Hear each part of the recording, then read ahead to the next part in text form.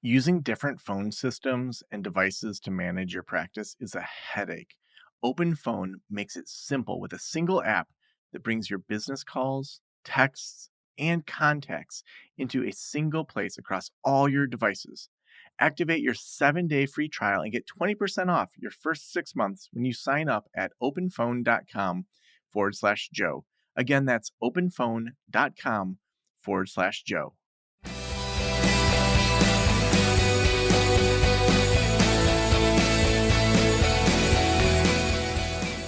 This is the Practice of the Practice podcast with Joe Sanok, session number 1005.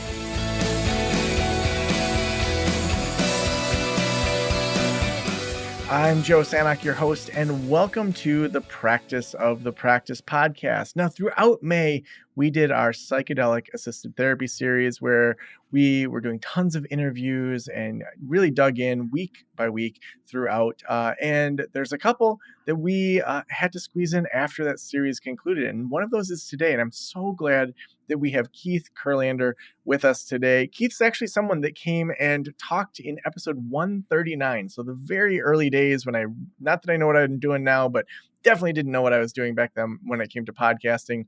Keith back then shared with us about going from Wall Street into the therapy space. And, over the years, Keith has really grown a number of things that are so interesting. So Keith is co-founder of the Integrative Psychiatry Institute and Integrative Psychiatry Centers and the co-host of the Higher Practice podcast.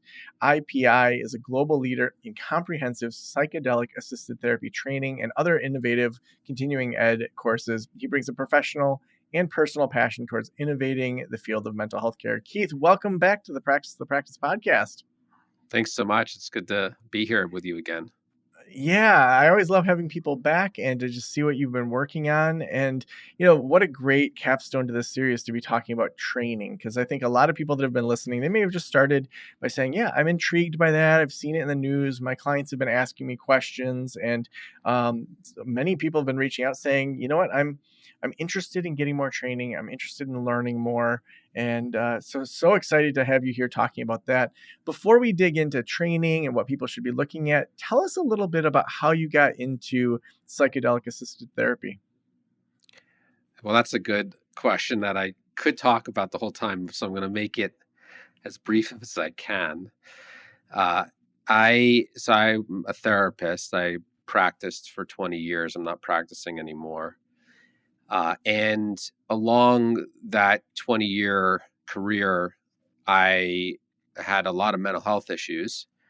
And they sort of started with a psilocybin therapy session. Just a psilocybin recreational session, not therapy, in college when I was 19. And a lot of things came out of that experience that I didn't understand and kind of sent me on a whirlwind. And I had a lot of mental health issues in my 20s and 30s. And then I also went back to psychedelics here and there, mostly through ayahuasca churches, and was really, for me, it was both like a spiritual pursuit, but I was trying to solve my mental health issues because I had done hundreds and hundreds of hours of therapy. I was a professional in the field. I knew a lot about the theories of what I was dealing with, but I couldn't get to the bottom of it. So psychedelics were in and out of my healing journey, but there was also some cautionary tales in my journey, which maybe we'll get to later, about why training is so important. And then eventually I left private practice and co-founded this institute with a dear friend of mine, Will Vandeveer. And we started with integrative medicine for mental health educational materials, really trying to teach an expanded spectrum of root causes of what people are dealing with. But we knew we were going to get into psychedelic therapy training pretty quickly. And then we went into the psychedelic therapy education. We both have a real passion for, doing it right and ethically, and also training people really well. And now here we are. We have probably the largest training. We've trained about 1,600, 1,700 people in a year-long training. We have one of the most comprehensive trainings. It's about 250 to 300 hours, depending on what you do with it. And so it's really fun and interactive, and I'm just really psyched to be involved in moving the field forward however I can. Mm. Yeah, so awesome. Well, so let's start with some of the reasons for training. So, as I've done this series, it's been interesting to hear just a variety of points of view around access and keeping trainings cheap, but then around access. And if they're too cheap and too lean, then, you don't get enough to really genuinely be there for clients. And just a lot of just different types of ways of thinking about how much training someone needs. When you guys kind of are thinking through continuing ed and trainings, like what's your starting point in regards to like just the posture you go into creating training curriculum? Well, I psychedelic therapy is a modality. Uh, it's it's so much of a modality that you could think of it as the fifth wave in psychotherapy. And we had psychoanalytic theory, with cognitive behavioral and existential, and some people put the kind of mindfulness as the fourth wave. Third wave behavior therapy stuff is the fourth wave, and psychedelic therapy is a wave. It's a massive thing that's coming here. It's just starting. That's why the wave isn't really felt fully by everyone. So it's like when we're talking about training in a robust modality, that's actually quite nuanced and delicate, where you can do harm to your client if practiced wrong in any modality, especially this one. We approach it where we said we're not going to do just one-off stuff and learn how to do a whole modality in a weekend. And I'm not saying there's anything wrong with that. There's plenty of people doing that, but we approached it differently and said we want people to go through an experience in a year-long training, much like any very robust modality out there, whether it's somatic experiencing or Gestalt or whatever, where people have to really dig in and see why this thing is very cool for one, but also why you need to really be well trained. So I would just say to start the question, that we took a comprehensive approach, um, versus sort of an intensive approach where maybe you do a 4-day intensive and learn some things. So then the second part of it is we felt like we wanted to give very practical skills in the three medicines that are hopefully going to be readily available quite soon. And one already is readily available, which is ketamine. That's something therapists can mostly get involved with in every state right now. And then MDMA is hopefully going to get approved in August. We'll see. And then you'll be able to start getting involved with that. And then psilocybin is, on a federal level, we're hoping if it gets through the phase 3 trials, it could be approved by 2027. So that's just around the corner. So we took a comprehensive approach, and we wanted those three medicines to go very deep into each medicine about how to work with them because they're different. They provoke different things in the Mm. clients, and How would you, and other people have talked about all three of those medicines too, but how would you, for those that are still learning, classify each of those three medicines in regards to what the experience is, but also kind of what the function is, what it's best used for? so yeah, very very different medicines. And um, scientifically speaking, you wouldn't classify all three medicines as a psychedelic if you look at sort of the old way of classifying psychedelics. But at this point, eh, most people just call these three medicines psychedelics, and we don't need to get into that part. Ketamine is a dissociative, and it's short acting. So the whole session typically is you're under the influence of the medicine usually for an hour or less, um, and then the session's usually 2 hours. It's dissociative, so it's very like otherworldly. You have out of body experiences often. People go into sort of realms that they describe that it's matrices and different types of places, but you can also have very intense relationship to processing your traumatic memories and things like that, or insights. MDMA So sorry, ketamine, the indication that it's being used for is treatment-resistant depression. So depression, and it's very effective, sometimes up to 70% effective on people who take it within 1 to 2 sessions, even. MDMA is for PTSD specifically. It's really good for trauma.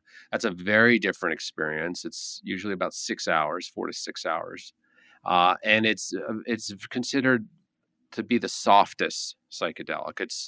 It's an easier entry point for people who've never done psychedelics. But you can't just take any medicine. Like, there's reasons why you would take one of the other. This is more for PTSD. There's other contraindications, but it's usually very soft and open and loving, um, getting in touch with empathy. But the work is still hard because you're processing trauma if you're doing it for using it for trauma. So it's hard work, but there's a reduction in your fear and your amygdala, so you can really get into the trauma again, like usually within a few sessions. For treatment resistant trauma, when people have done extensive trauma work, the research participants, for years, sometimes decades, and couldn't touch it. And then we have psilocybin, which is now in phase 3, and also there's some state initiatives, and that is being primarily researched for depression. But then there's some other things it's being researched for, like end of life distress, and that's a classical psychedelic. So hallucinations and um, thought distortion, those types of things. But also, I mean, it's hard to say. Like every single session is unique. If you do psilocybin once, the second time you do it, it's different. So these are all different medicines, and we could go more into experience, but I'll stop there. Yeah. I would say one discussion I was having recently with a guide who, she's been in this field for 15, 20 years, has kind of learned intuitively from, like, she's gone down to Peru. She just recently got the kind of blessing of a tribe to do ayahuasca ceremonies. She's also done psilocybin assisted journeys for a while. And a lot of her learning has been hands-on because, in the last 20 years, there hasn't been big training institutes or even small training institutes. And we were discussing about the value, because she's a licensed therapist also, of digging in, with formal training compared to, learning from someone that you respect. And kind of just that push and pull of, oftentimes these training, programs can be, 5, 10, 20K. And that's really expensive for a lot of people, and oftentimes for doing medicine work that they may or may not be able to do for years. And we have a lot of these skills we've learned in therapy, but then we don't necessarily know all the things that could go wrong. So when you think about creating curriculum, creating things that help people over this year period of time, how do you think through just that whole? I mean, we're not going to answer that question in me asking this, that that the whole field of training and how much is too much and all of that, but like, how do you think through in wanting to start with a comprehensive program, like you said, that's not just some weekend intensive, which I think is smart, especially for like the power of this kind of medicine. When you think access, when you think about, making sure that people are able to dig in enough, but not, be stuck in training programs for the next 5 or 10 years, I think there's just so much happening right now. And I think I'm kind of formulating my question as I'm just like vomiting out words. Um, it's like there's lots of interests that want to become gatekeepers. And I think that, how do we find, I guess my real question is, how do we find the balance between how a lot of this training was passed on in indigenous cultures from person to person, and then how do we kind of have that background while also understanding that if this is going to become a much broader thing, we need to have some standardization, kind of westernization of it. I guess I just dumped a whole lot, and I'm not sure that was even a clear question, but what comes up for you in that total thought vomit that I just did? Well, it's a good thought bomb. Uh, well, I would differentiate between ceremony and traditional use of psychedelic medicine, and then psychedelic therapy. Mm. These are different. These are different, to say it simply. Traditional psychedelic use, which what we call now ceremony, um, where you can go have a ceremony and hope maybe it was the facilitator or somebody that's either been initiated into a lineage, maybe, or you actually go somewhere into, um, let's say you travel somewhere for that, maybe in Central South America or something, or somewhere else. Um, the that's not a mental health treatment. That's not the point of that. I mean, you might go there for mental health treatment, but that's not that. Those traditions are embedded in a communal experience, and a spiritual experience of bringing health to the community and health to the individual spiritually. And it's working the set and setting we talk a lot about in psychedelics, like the container is meant for something specific to, the healing of the individual and the community around them, but it's not necessarily about you're coming into, it's not a Western framework, which is what we're using in psychedelic therapy. um, and so in psychedelic therapy we're taking Western thought, which is the psychotherapy tradition. We're taking Western philosophical thought, and we're integrating that with the use of medicine assisted therapy. And so we need to be very careful actually about honoring where some of these medicines have come from and not appropriating practices that we don't know what the heck we're doing, especially stuff that's moving into the metaphysical. Um, and there's a lot of danger in culturally appropriating. So our training is not, we're not teaching shamanism. We're not getting, we honor and we talk about it, but we're not teaching that. We're not training people to do that. We're training people to integrate their skills, of psychotherapy with some new skills of unlearning some things, because there's certain things you can make a lot of mistakes with medicine as a psychotherapist, that you sort of have to unlearn some things, because you've got another thing in the room other than you, which is the medicine. um, and so to me, that's the balance, which is we need to honor where these come from, but we also need to be very careful around, thinking we're doing something that we're not trying to do. Um, and people who have severe mental health issues, psychedelic therapy is great, where ceremony can be damaging to them, because if they're not held well around that. But also vice versa. Sometimes psychedelic therapy isn't right, and ceremonies where you want to be at, for different reasons. So I would just say that, and then in terms of cost and everything, it's a real factor. But people are doing post-educational training in psychotherapy all the time, and certain trainings do take a year or 2 years, to understand how to do this right. And it is costly, but in our institute we have scholarships and things like that to accommodate. We obviously want to attract a diverse group of people to help, bring this forward. Mm.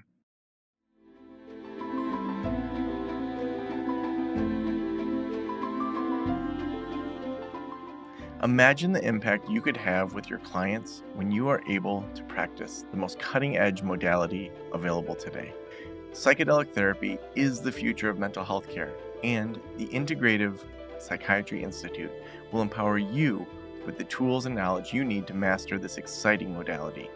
IPI's comprehensive training and in person experiential practicums will elevate you both personally and professionally. This in depth curriculum is the gold standard certification in the field. When you join, you will step into a global community of thousands of innovative colleagues who are integrating psychedelic therapy into their practices. Visit psychiatryinstitute.com/apply, where you will find all the information you need about IPI's training. And when you visit psychiatryinstitute.com/apply, you will also receive IPI's free e-report on the current state of psychedelic therapy, so you can get the most up-to-date information immediately. Again, that's psychiatryinstitute.com/apply to learn more about the training and get your free report. I love that you differentiate between those two. I think that there's been so many different answers as I've done this series as to how people think through it.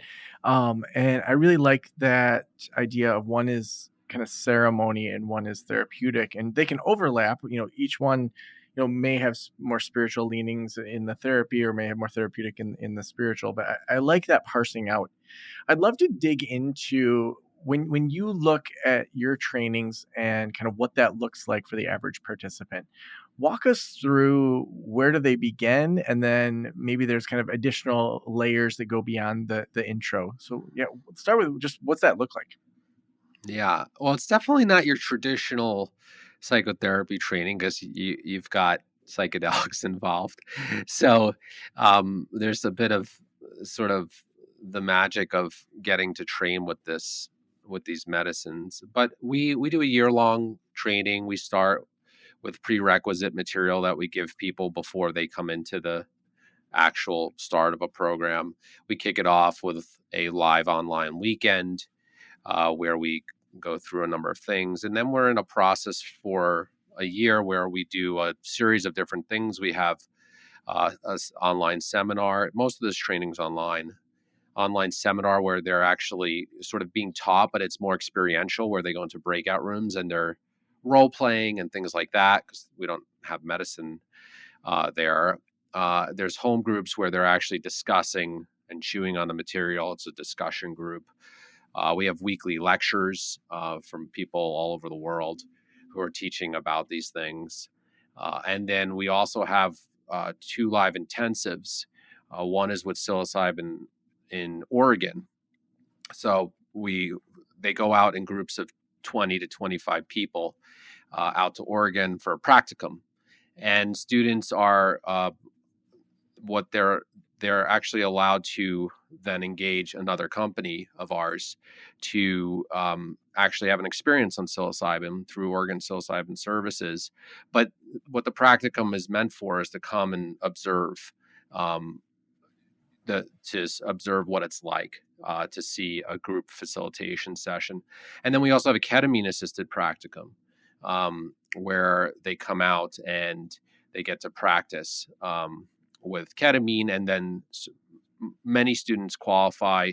They can then also engage another company of ours where they can qualify for a single treatment for healthcare worker burnout if they qualify. So there's a lot of like live experiential training we do in our institute, which we think is essential. It's not essential that you take the medicine. What's essential is that you're actually seeing it live and working with it. We do a lot of role playing. And then we do a lot of theory. We're going over the theory of how this stuff works and what to look out for and the ethical issues that you got to be really careful around. Hmm. Yeah, what are some of the kind of core, like, in therapy, there's kind of core things like don't date your clients and things that you're just like, these are really just foundational things for new therapists to learn. Are there foundational things that you cover that for any new psychedelic assisted therapist or, someone that's aspiring to go into more training that they really should know, like the top 5 building blocks that are essential for anyone coming into this field? Well, the first thing I'll say is it's not for everybody, uh, but it's for a lot of people who want something, a little different in their practice. It's most people don't do this every day, even if they practice psychedelic therapy. It's a lot for the therapist. So the first thing is we need to make sure like you're up for this. You want to do this sometimes in your practice. And then what the essential things, some of the essential things, one is you got to learn a lot about therapeutic touch and really understand it because clients are going to often want some version of supportive touch on medicine. It can get very scary on these medicines for the client. So, holding someone's hand could be powerful, but there's a lot of ethical considerations around therapeutic touch and how to do that. You also have to know how to handle intensity in a different way than ordinary consciousness therapy. In ordinary consciousness therapy, like it can happen, but it's pretty rare someone's just going to sort of get up and start yelling or something and looks like they're sort of freaking out. Um, on psychedelic medicine that can happen. Like you need to know how to handle intensity in a whole new way.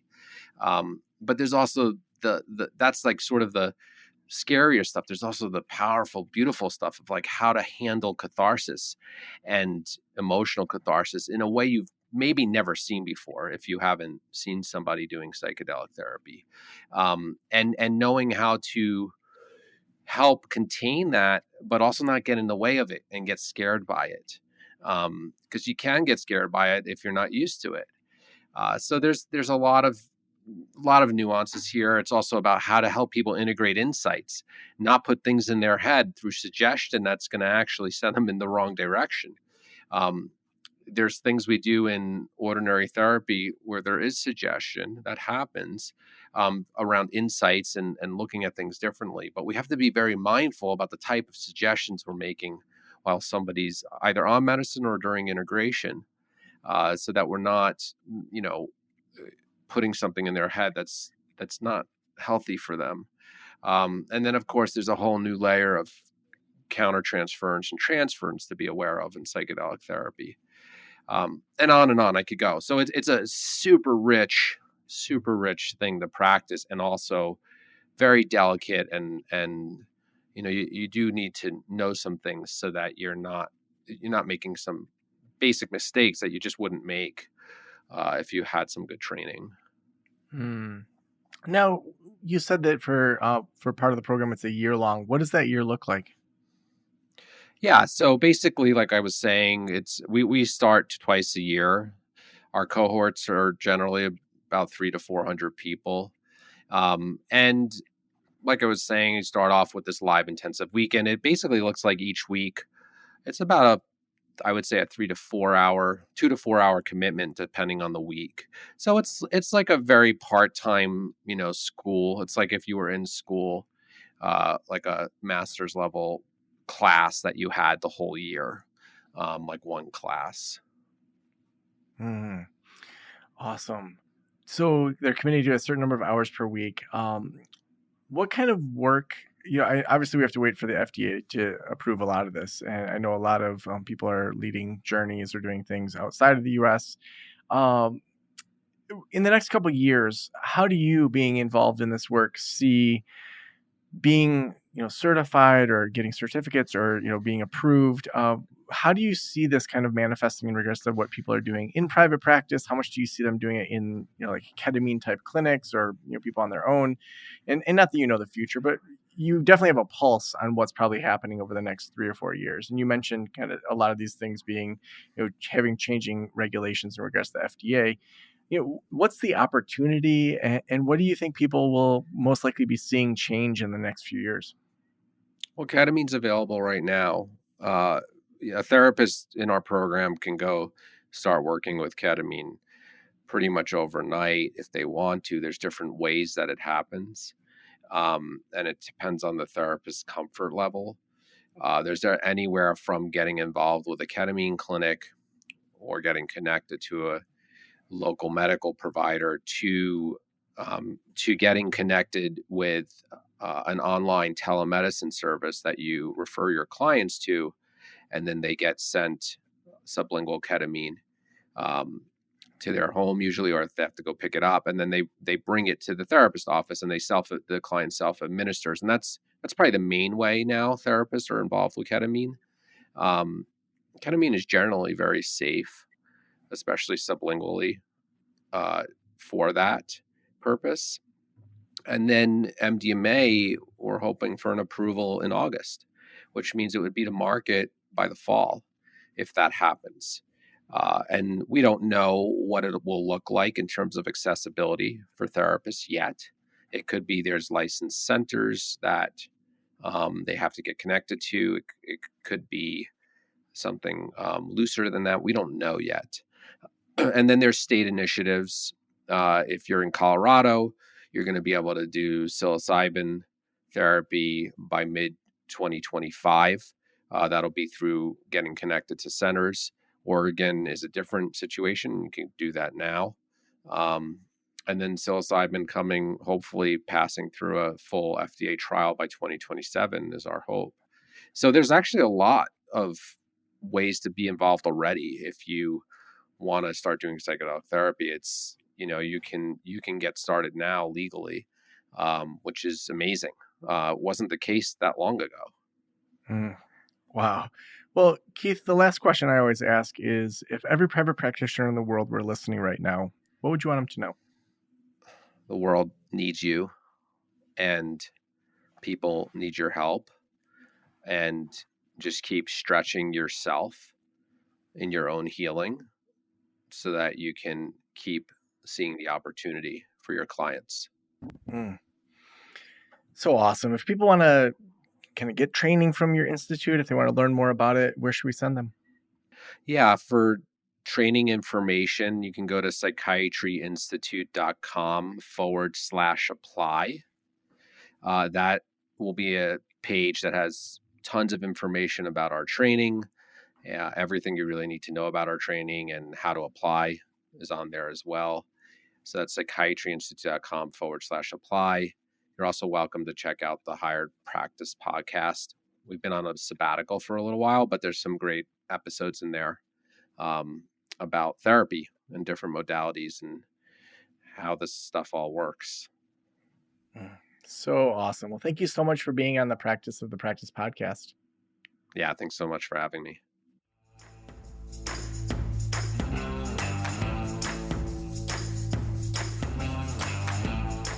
What a series this has been. Theoretically, this is our last episode of this series for a bit. We may find other people that we pepper in the future, but if this has inspired you in any way, I would love to hear from you. Drop me an email over at practiceofthepractice.com. We could not do this series without our amazing sponsor. The Psychiatry Institute has been the sponsor of this entire series. And when you join with them, you'll have access to their global community of thousands of innovative colleagues. You'll also get amazing trainings. They're going to empower you and help you in regards to psychedelic therapy. Head on over to psychiatryinstitute.com/apply, where you can find all the information you need about IPI's trainings. Thank you so much for letting me into your ears and into your brain. Have a great day. I'll talk to you soon. Special thanks to the band Silence is Sexy for that intro music, and this podcast is designed to provide accurate and authoritative information in regard to the subject matter covered. It is given with the understanding that neither the host, the producers, the publishers, or guests are rendering legal, accounting, clinical, or other professional information. If you want a professional, you should find one.